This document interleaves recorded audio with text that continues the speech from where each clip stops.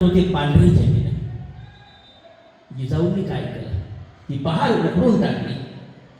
जिजाऊंचं माहेर सिंदखेड राजा आणि तर त्यांचं कुलदैवत देऊळ राजा येथील बालाजी मंदिरातून 12 किलो सोनं मागवलं. 12 किलो. या 12 किलो सोन्याचा एक नांगर तयार केला आणि शिवबांना सांगितलं की या भूमीवर हा नांगर चालवायचा आहे. लोक येत नव्हते, दवंड देण्यात आले अक्षरशः. तरी सुद्धा लोक घाबरत होते. का? या भूमीजवळ जर आपण गेलो तर आपला मृत्यू होईल, आपला वंश नष्ट होईल. जिजाऊने समजावून सांगितलं की इथंच स्नेह भोजनाचा कार्यक्रम करायचा आहे, सर्वांनी या. भोजनाचा कार्यक्रम ठेवला. शिवबांच्या हाती तो नांगर दिला, सोन्याचा नांगर. आणि तो नांगर चालवण्यापूर्वी त्याची पूजा कोणाच्या हस्ते केली? जे विधवा स्त्रिया होते ना, त्या काळी विधवांना कुठल्याही प्रकारचं स्थान नव्हतं सामाजिक कार्यात. 5 विविध जातीतील विधवा स्त्रियांना बोलवलं. त्यांच्या हातात कुंकू आणि हळद दिली. नांगराची पूजा करा. 5 तुमच्यासारख्या बालकांना बोलवलं. तुतारी वाजवण्यात आली, ढोल वाजवण्यात आले आणि तो नांगर तर त्या ठिकाणी तो फिरवण्यात आला. ज्यावेळेस ती भूमी नांगरत होते त्यावेळेस एक भटजी आले. मासाहेब, महासाहेब, या भूमीवर तुम्ही नांगर फिरवू नका, लोक मरतील, त्यांचा वंश नष्ट होईल. जिजाऊंनी ऐकलं नाही. माझा जो वंश आहे हा माझ्या समोर उभा आहे. सुपीक जमीन आहे आणि लोक उपवासी आहेत. जिजाऊंनी तर त्याच वेळेस जाहीर केलं की लोकांना धान्य दिलं जाईल, लोकांना जमीन दिली जाईल. सहकारी तत्वावर बँक सुद्धा तर त्या काळी जिजाऊंनी निर्माण केली. लोकांना बैलजोडी दिल्यात, पैसे दिले तर. आणि ज्यावेळेस ती भूमी नांगरत होते, नांगरत असतानाच एक गणपतीची मूर्ती सापडली. आज पुण्याला जो कसबा गणपती आहे, कसबा गणपती, ती मूर्ती नांगरत असताना तर त्या जमिनीत सापडली. एक जोगेश्वरीची मूर्ती सापडली. पुण्याला जे जोगेश्वरीचं मंदिर आहे, कसबा गणपती आहे, तर त्या ठिकाणी सापडले. जमीन नांगरल्यानंतर जिजाऊंनी काय केलं? शिवबाला बरोबर घेऊन शिवशाही काठी तयार केली. लोकांना जमिनी दिल्या, धान्य दिलं, बैलजोडे गेले. मग राहिला प्रश्न काय? सोन्याच्या नांगराचा. 12 किलो सोनं. त्या ठिकाणी जे जे उपस्थित होते, जिजाऊंनी त्या सोन्याच्या नांगराचे काही टाके तयार केले. टाके माहिती आहे का तुम्हाला?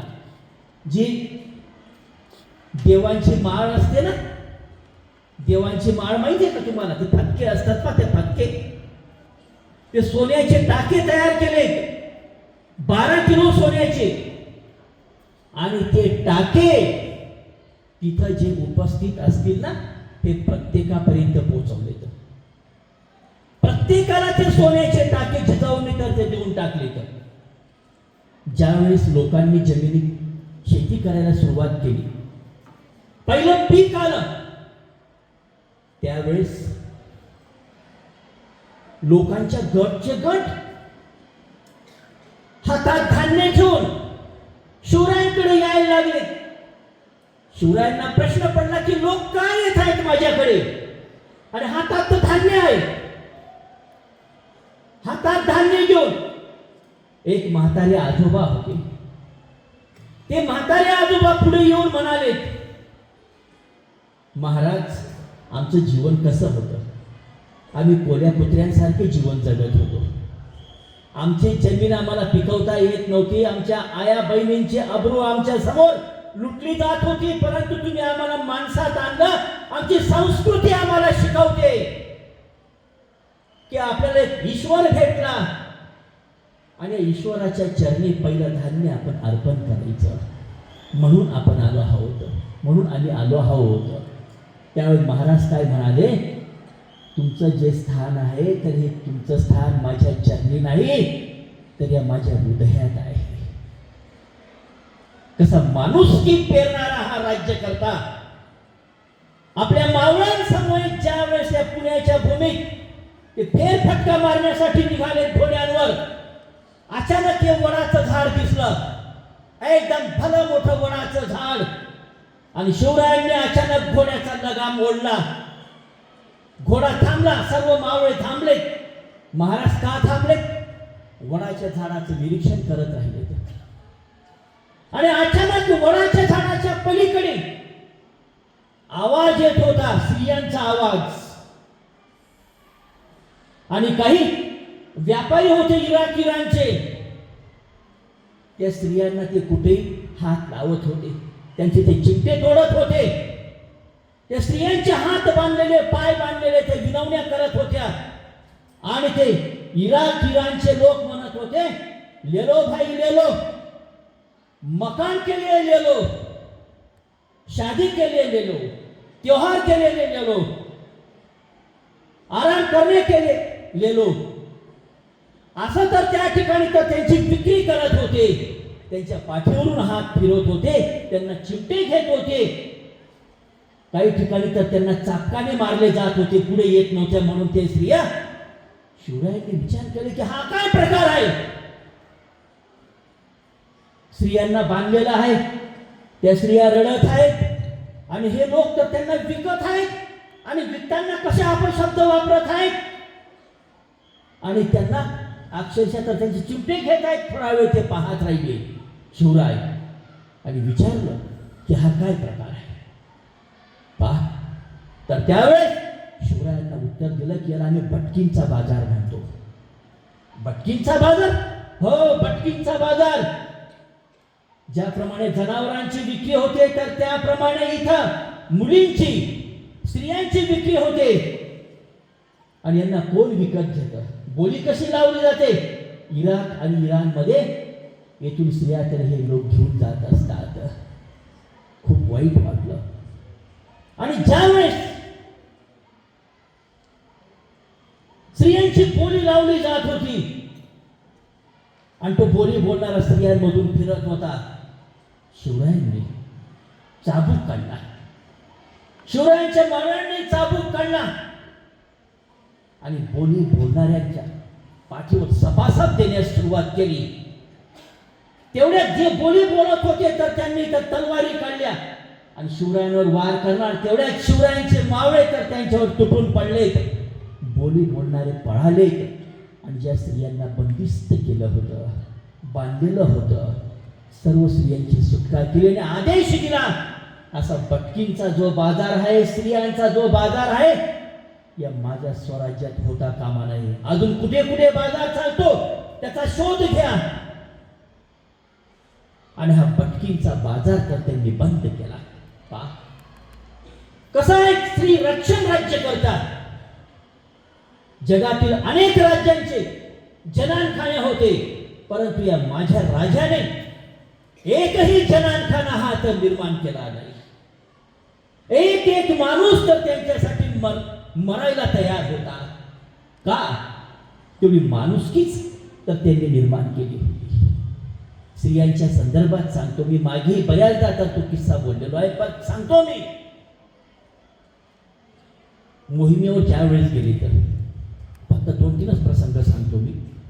मोहिमेवर ज्यावेळेस शिवराय गेले ते आणि त्यावेळेस अशी प्रथा होती, मोहिमेवर येताना प्रत्येक सैनिकाने काहीतरी जे सोनं आहे, जी वस्तू असेल ती स्वराज्यात जमा करायची. एका सैनिकाने काय केलं, सोनं जे होतं ना, सोनं गुपचूप तर त्याने त्याच्याकडेच ठेवलं, बाकी सर्व वस्तू जमा करून दिल्या. आणि घरी जाऊन तर त्याच्या पत्नीला सांगतो, मी मोहिमेवर गेलो होतो, तुझ्या गळ्यात मंगळसूत्र नाही ना, हे मंगळसूत्र तयार करण्यासाठी थोडं सोनं मी चोरून आणलेलं आहे. त्याची पत्नी ही संतापते, सोनं घेत नाही आणि काय म्हणते, स्वराज्याचं सोनं आहे, नियम काय आहे ते स्वराज्यात जमा करा. तुमची हिंमत होत नसेल तर तुमच्या बरोबर मी येते आणि महाराजांना सांगते की महाराज यांनी सोनं चोरून आणलेलं आहे, यांना तुम्ही शिक्षा करा. स्वराज्यात ती स्त्री गेली, तिच्या पतीला घेऊन आणि सर्व काही महाराजांना सांगते. महाराजांनी तर त्याला सोनं चोरण्याचं प्रयोजन विचारलं तर त्यावेळेस ती व्यक्ती महाराजांना काय म्हणते की माझ्या पत्नीच्या गळ्यात सोन्याचं मंगळसूत्र नव्हतं, यासाठी सोनं चोरलं. लागली महाराज काय निर्णय देतात? महाराज म्हणतात आपल्या स्वराज्यात ज्या स्त्रियांच्या गळ्यात सोन्याचं मंगळसूत्र नसेल याचा शोध घ्या आणि आपल्या खजिन्यातून सर्व स्त्रियांना सोन्याचं मंगळसूत्र तयार करून द्या. तो शोध घेण्यात आला आणि खजिन्यातूनच सोन्याचं मंगळसूत्र प्रत्येक स्त्रीला हे तयार करून दिलं. यालाच म्हणतात रयतेचा राजा. शेतकऱ्यांमध्ये इतका आत्मविश्वास निर्माण केला शेतकऱ्यांमध्ये सुद्धा की सहजगत्या कुठलाही शेतकरी राजाला आपला प्रश्न विचारू शकत होता आणि त्या प्रश्नाची सोडवणूक लागलीच केली जात होती. एका शेतकऱ्याचे परताव्याचे 2 रुपये हे बाकी होते. नियम असा होता की परताव्याचे जे पैसे असतील ते 1 महिन्याच्या आत शेतकऱ्याला मिळायला पाहिजे. तो शेतकरी बऱ्याचदा सदरेवर गेला, त्याचे पैसे मिळत नव्हते. त्याने विचार केला की आपण राजांनाच सांगावं. उन्हाळ्याचे दिवस एका झाडाखाली बसला होता. महाराजांची स्वारी आली आणि डायरेक्ट त्याने लगाम पकडला. काय महाराज आणि काय तुझे सरकार, आपला नियम काय आहे की 1 महिन्याच्या आत ती रक्कम मिळायला पाहिजे. परंतु 1 महिना उलटून गेला, मग गरीब शेतकऱ्याचे परताव्याचे 2 रुपये अजून मिळाले नाही. समस्या ऐकून घेतली. काय सांगितलं? आज सायंकाळपर्यंत तुमचे परताव्याचे 2 रुपये तुमच्यापर्यंत पोहोचतील. सदऱ्यावर गेले, त्या गरीब शेतकऱ्याचे पैसे का मिळाले नाहीत याचा शोध घेतला. कोणता कारकून होता, त्या कारकूनला निलंबित केलं आणि त्याच्याच पगारातून 2 रुपये कापून घेतले आणि त्या शेतकऱ्याच्या घरापर्यंत ते 2 रुपये महाराजांनी पोहोचवले. पहा मित्रांनो, शेतकऱ्याच्या भाजीच्या देठालाही हात लावता कामा नये. असा हा शेतकरी हिताचे निर्णय घेणारा हा एक राज्यकर्ता होता. वाघाची सुद्धा शिकार केली होती. फक्त घरी बसून जनतेचं रक्षण करणारा हा राजा नव्हता. ज्यावेळेस एकदा ते स्वारीवर निघाले आणि एक शेतकरी गाय घेऊन, स्वतःची एक गाय घेऊन गाव सोडून जाण्याच्या तयारीत होता. महाराज अचानक थांबले आणि महाराजांनी त्या शेतकऱ्याला सांगितलं, बाबा गाय घेऊन कुठं चालले? तो शेतकरी काय म्हणतो, काय राजा, या तुझ्या राज्यात एका वाघाने धुमाकूळ घातलेला आहे. अनेक जनावरे तो फस्त करत आहे, माणसांवर हल्ला करत आहे. माणसाची रक्ताची चटक तर त्याला लागलेली आहे. म्हणून माझं जगण्याचं जे साधन आहे तर ते साधन घेऊन मी गावाबाहेर चाललो. महाराज म्हणतात, बाबा काळजी करू नका, तुमचं रक्षण करता आहे, तुम्ही घरी जा, त्या वाघाचा बंदोबस्त मी करतो. महाराज आणि मावळी जंगलचा कुठल्याही प्रकारचा परिचय नव्हता, काहीच नाही. हो, ते जंगलात गेले वाघाचा शोध घेण्यासाठी. सर्व अपरिचित जंगल आणि अचानक तो वाघ जंगलातून बाहेर आला आणि त्याने महाराजांवर हल्ला केला आणि महाराजांनी भाला काढला आणि भाला काढून त्या वाघाच्या पोटात खुपसला. तो वाघ मेला. महाराजांनी तो वाघ स्वतःच्या खांद्यावर घेतला. स्वतःच्या खांद्यावर घेऊन त्या गावात आणला. गावाच्या त्या मुख्य चौकात आणला आणि त्या चौकात तो आदळला.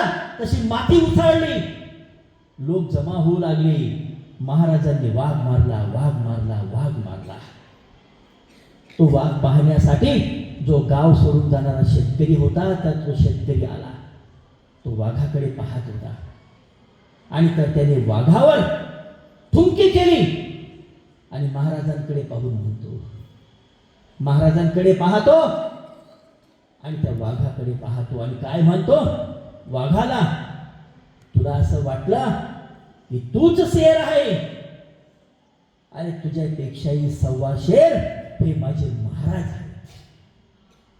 असं तर त्या ठिकाणी तो शेतकरी म्हणतो. जनतेमध्ये जाऊन जनतेच्या समस्या सोडवणे, जनतेमध्ये फिरणे, त्यांच्यामध्ये चटणी भाकर खाणे, त्यांच्यामध्ये राहणे, असा हा एकमेव अशा प्रकारचा हा राज्यकर्ता होता. एक येसबाचं उदाहरण देतो, येसबाचं आणि लाय पाटीलचं, आणि शेवट करतो, कारण भरपूर उदाहरणं सांगता येतील. येसबा कोण होता? एक गुराखी मुलगा होता. महाराजांना पुणे परिसरात धरण बांधायचं होतं. धरण जंगलात गेले इंजिनियरला घेऊन, धरणाची जागा शोधली. इंजिनियरला म्हणतात, या ठिकाणी धरण बांधता येईल का?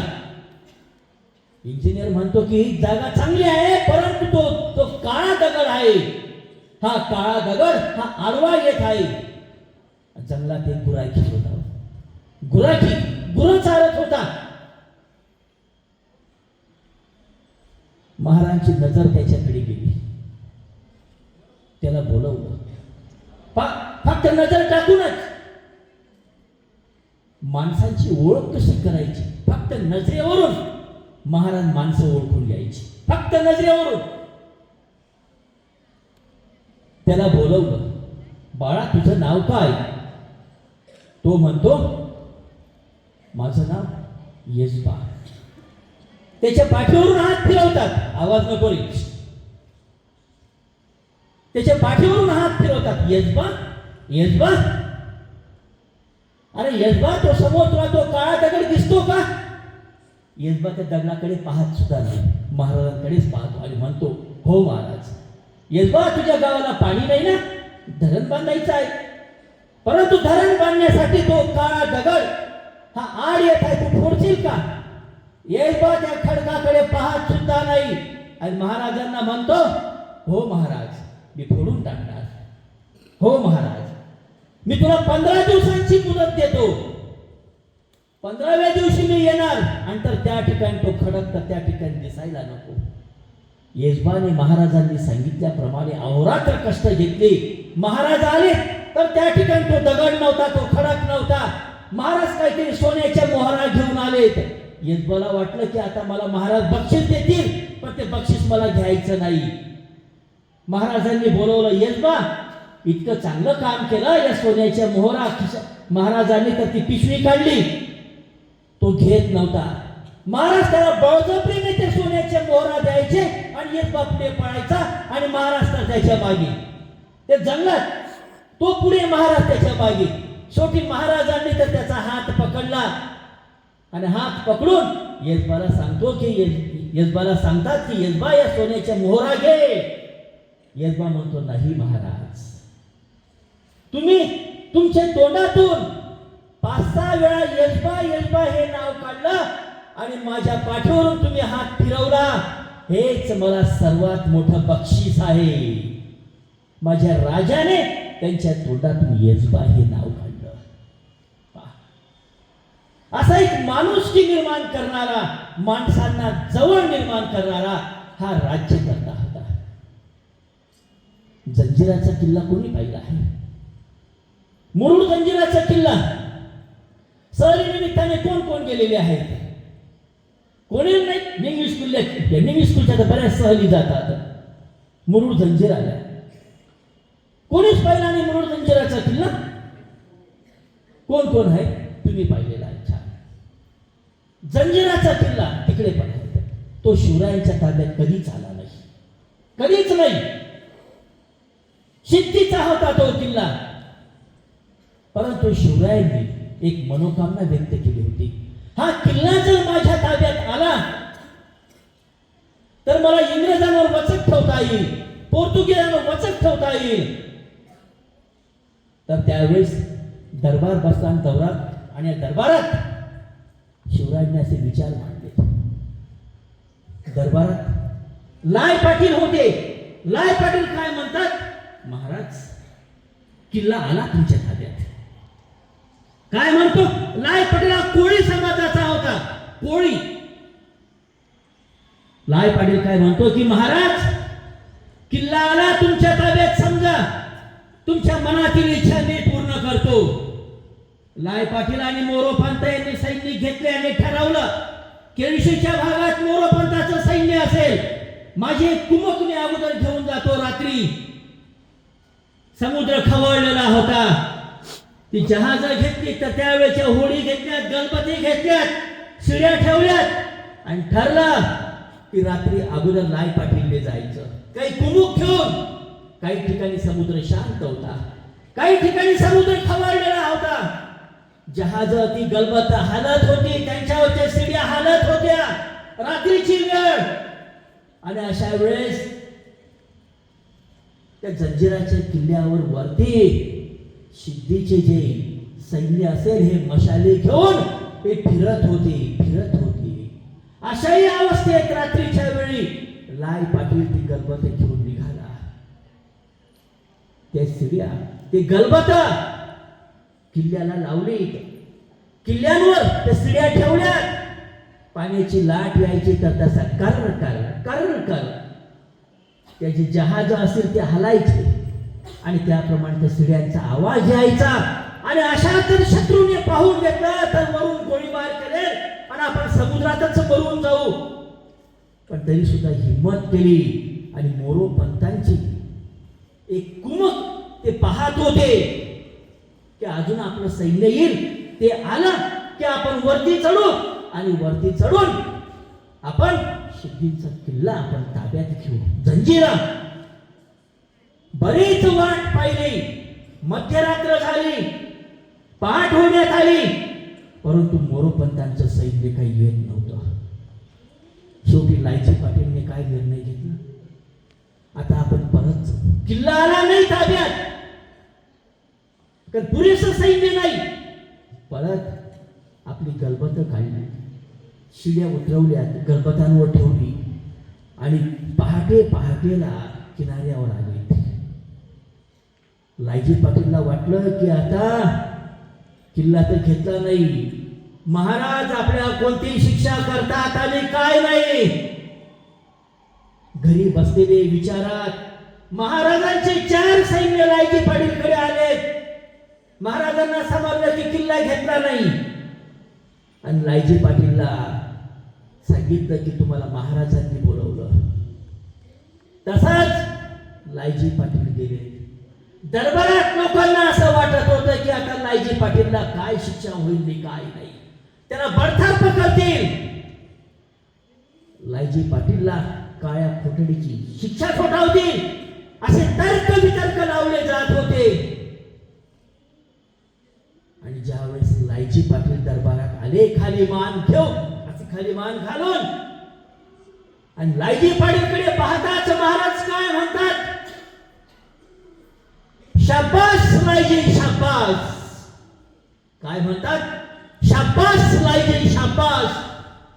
दरबारात सर्वांना आश्चर्य वाटलं की आपण जे तर्क वितर्क लावत होतो त्याला शिक्षा करतील, याला हे करतील ते करतील, पण महाराज ते शाबास म्हणत आहे. लायजी पाटील नाही वाटलं की कस काय, आपण तर किल्ला घेतला नाही. लायजी पाटील म्हणतात की महाराज तुम्ही मला शाबास कशासाठी देत आहात, मी तर किल्ला घेतला नाही. लायजी जरी किल्ला घेतला नाही, परंतु भर समुद्रात भर लाटांमधून तुम्ही तुमची गलबत घेऊन गेलात, शिड्या घेऊन गेले, तिथं लावल्यात. ही अवस्था खूप बिकट होती. तुम्ही प्रयत्न केलेत, जरी यश आलं नाही, परंतु तुम्ही राजाचा शब्दाचा मान तुम्ही राखला. तुम्ही प्रयत्न केलेत अतिशय प्रामाणिकपणाने. आणि शिवरायांनी जाहीर केलं की लायजी पाटलांना पालखीचा मान द्या. पालखीचा मान म्हणजे काय माहित आहे? आज जो कॅबिनेट मंत्री असतो तर त्याच्याकडे जी लाल दिव्याची गाडी असते ना, ती लाल दिव्याची गाडी आजची, तर त्यावेळेस तो पालखीचा मान म्हणजे लायजी पाटील हे पायी चालणार नव्हते. कुठेही जायचं असेल तर 4 लोक पालखी धरण्यासाठी आणि तर त्या पालखीत बसून ते फिरणार होते. सर्वात मोठं पद, परंतु लायजी पाटीलने ते घेतलं नाही. नाही महाराज नाही. महाराज आग्रह करायचे, लायजी पाटील नकार द्यायचे. शेवटी एका गणपताला नाव देण्यात आलं पालखी, हे नाव देण्यात आलं. असे ही माणसं हे शिवरायांच्या स्वराज्यात शिवरायांसाठी ती मरणारी होती. प्रत्येक क्षेत्रात शिवाजी महाराज ग्रेट इंजिनियर होते. प्रत्येक क्षेत्रात पाणी कसं शोधायचं, जमिनीत असलेलं पाणी, तर त्यावेळेस आज सारखी यंत्रणा नव्हती. बोरीचं झाड, बोरीच्या झाडाच्या पूर्वेला जर वारुळ असेल आणि या वारुळाच्या पश्चिमेला 3 हात पुढे गेल्यानंतर जर 3 पुरुष खोदलं तर त्या ठिकाणी पाणी लागत होतं. दुसरं एक पाणी शोधण्याचं यंत्र, पळस आणि बोर हे जर एकत्र असेल, पाणी शोधण्याची दुसरी पद्धत, पळस आणि बोर हे जर एकत्र असेल आणि तर त्याच्या पश्चिमेला 5 फूट गेल्यानंतर त्या ठिकाणी जर खोदलं तर 15 फुटांवर तर पाणी लागतं. दुसरी अजून एक बाब, तिसरी, जर निर्गुणयुक्त वारुळ असेल, निर्गुण आणि वारुळ एकाच ठिकाणी असेल आणि तर त्याच्या दक्षिणेला 3 हात पुढे गेल्यानंतर 2.25 फुटांवर तर पाणी लागतं. ज्या ठिकाणी आपोआप कवठाचं झाड उगवलेलं असेल आणि त्याच्या जवळ जर वारुळ असेल तर त्या कवठाच्या झाडाच्या दक्षिणेला